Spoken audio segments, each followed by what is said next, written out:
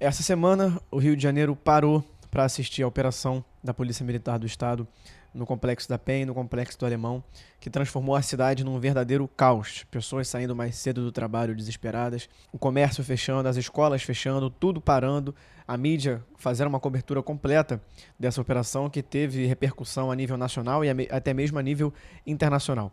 Estou gravando esse vídeo aqui para a gente tentar discutir um pouco esse acontecimento, tentar refletir de quem é a culpa da verdadeira insegurança pública que o Estado do Rio de Janeiro e até mesmo os brasileiros no todo sofrem nas últimas décadas. Será que só o governo do Estado do Rio de Janeiro tem culpa nisso? Ou será que o presidente também tem? São respostas que eu vou tentar responder ao longo desse vídeo. Então, para você que está chegando agora, se inscreve aqui no canal, curte o vídeo, comenta, compartilha e vambora. Eu acho que essa operação, não só essa, né, mas toda vez que acontece uma operação, abre-se brecha para a gente discutir a eficiência da polícia e a eficiência das operações.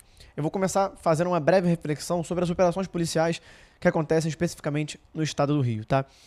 As operações policiais, da maneira como são feitas, elas só agradam, só são eficientes para aqueles que pensam no imediatismo, numa resposta de curto prazo.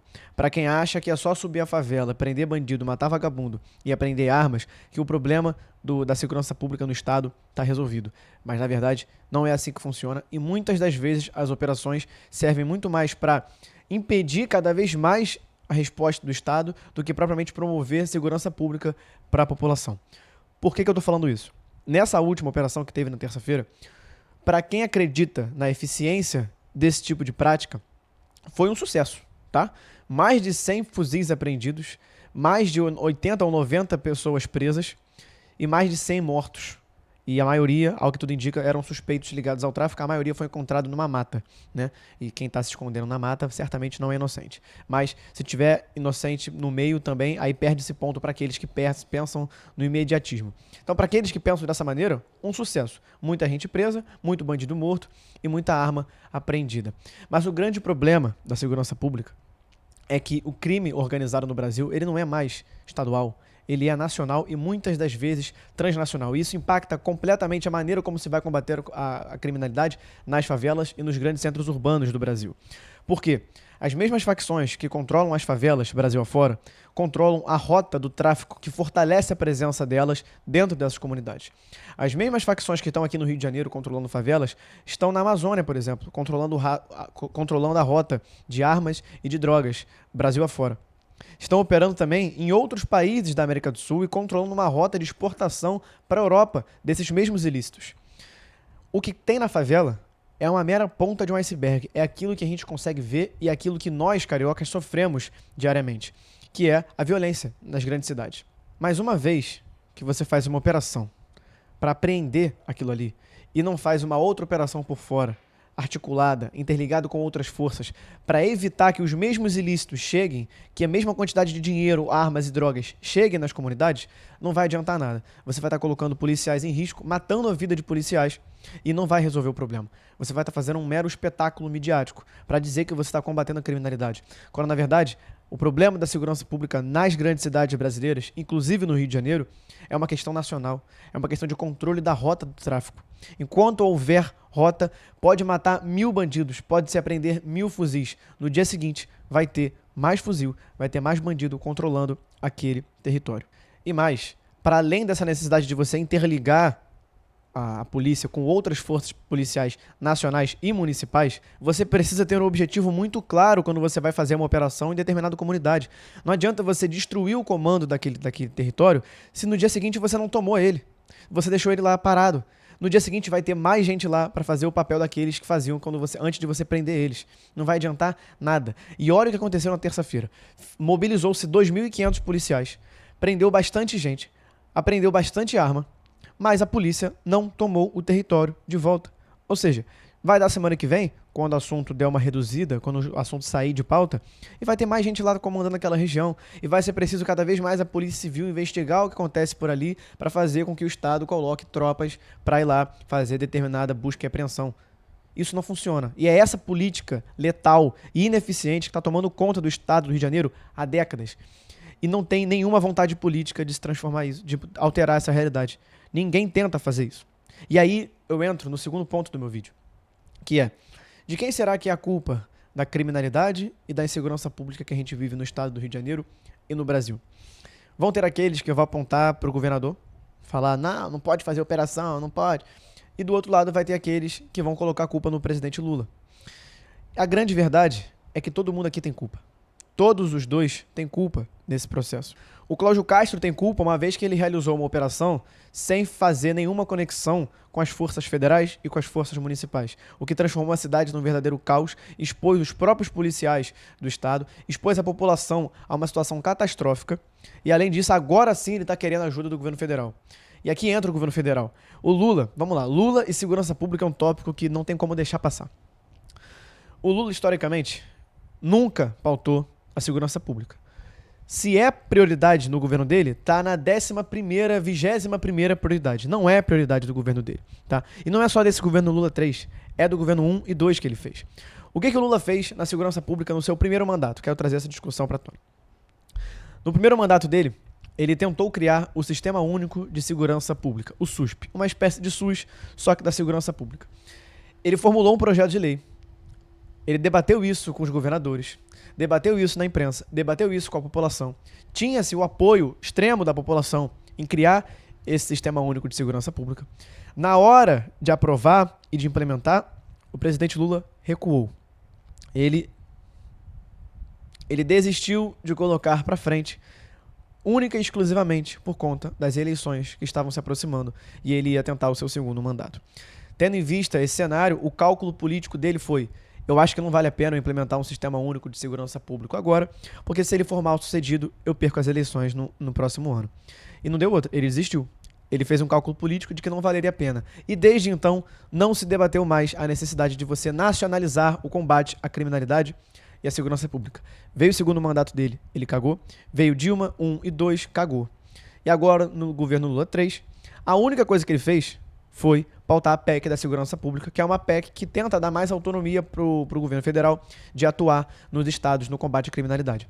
Coisa essa que o governo federal hoje, na Constituição, não pode fazer. É preciso alterar a Constituição para que ele possa combater criminalidade junto com os estados, dentro dos estados. Até então, o governo federal não está autorizado a fazer isso. Ele está tentando reverter. Isso é sim uma boa tentativa de você resolver o problema, mas olha que curioso. Ele manda isso para o Congresso, ele debate isso com os governadores que recusaram, o Cláudio Castro, inclusive, está entre os que recusaram, e a gente vai falar sobre isso. Mas depois que os governadores recusaram, engavetou-se o projeto e nunca mais se tocou no assunto. Nunca mais tocou-se no assunto da segurança pública. Só está vindo à tona agora porque tivemos uma mega operação no estado do Rio que parou o estado, que parou o Brasil para olhar para cá. Ou seja, não é prioridade do governo Lula pautar. Alguém que tenha verdadeira vontade de mudar essa situação essa que é a situação mais incômoda para um brasileiro médio hoje, que é a questão da segurança pública, quem não muda isso, quem não minimamente pauta essa questão, está sendo conivente com essa realidade. Não está nem aí para essa realidade e quem paga a conta somos nós. Então o governo Lula, ao invés de priorizar o tema, faz com que, bom, eu fiz a minha parte, mandei um projeto, ninguém aceitou, vou engavetar e vou parar de tocar no assunto. Tá aí, quem sofre somos nós. Um verdadeiro líder diante do atual momento sabe muito bem articular as ideias, politizar a sua população para entender a necessidade de se pressionar para que esse projeto volte a ser pauta. O Lula simplesmente não fez isso, cagou para a situação e aí chegamos no ponto em que chegamos. Por outro lado, é inegável que o Cláudio Castro também tem culpa.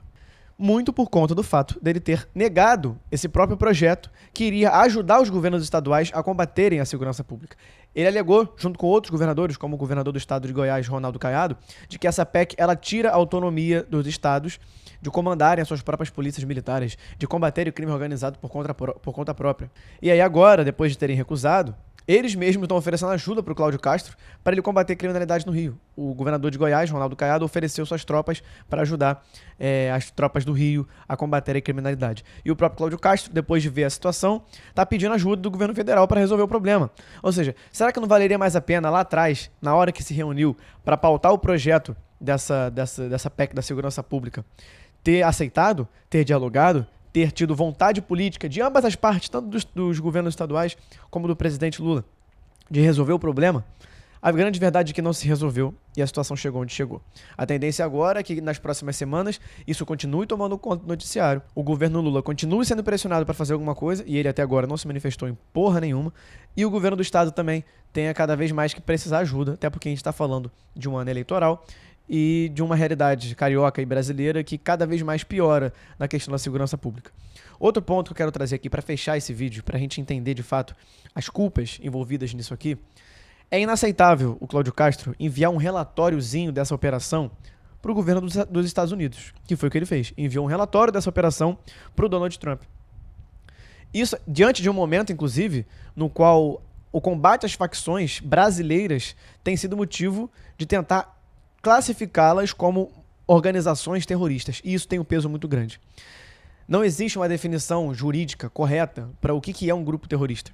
Classificar alguém como grupo terrorista, como terrorista, é uma escolha política que você faz. Então, quando você classifica alguém como grupo terrorista, você está, na verdade, legitimando o combate cada vez mais voraz contra determinado grupo.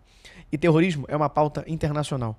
Classificar uma facção como terrorista vai abrir brecha para que outros países queiram entrar no nosso território para ajudar a combater tais grupos terroristas. É o que aconteceu em várias partes do mundo e esse tema tem ganhado cada vez mais relevância a partir dessa extrema-direita internacional liderada pelo Trump, que tem tentado mobilizar essa necessidade. Alguns governadores, como Ronaldo Caiado e o próprio Cláudio Castro, são mais favoráveis a essa classificação de terrorista, porque isso legitima uma guerra velada, uma guerra explícita, na verdade, contra esses grupos e legitima a atuação internacional de outros países aqui dentro. E não se engane, se um dia os Estados Unidos quiserem entrar aqui para combater o terrorismo das facções criminosas, ele não vai estar aqui para ajudar a gente. Ele vai estar aqui para gerar cada vez mais caos, mais instabilidade e tentar controlar a política interna do nosso país e, consequentemente, o nosso território.